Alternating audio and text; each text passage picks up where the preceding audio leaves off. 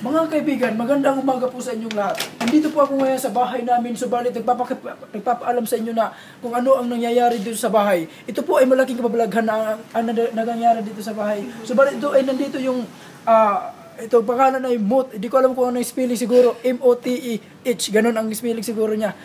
Ito po ang tinatawag na Mot, subalit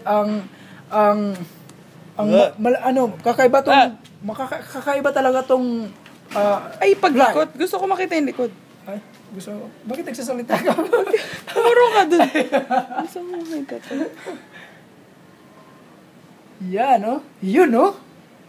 Okay na. Mga kaibigan, ito po ay sabihin mo babay na tapos.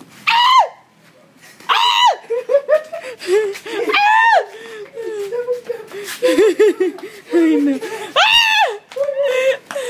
Ay, mapatay ako. Ito po ay babalik ito sa may ano namin, sa may payong namin.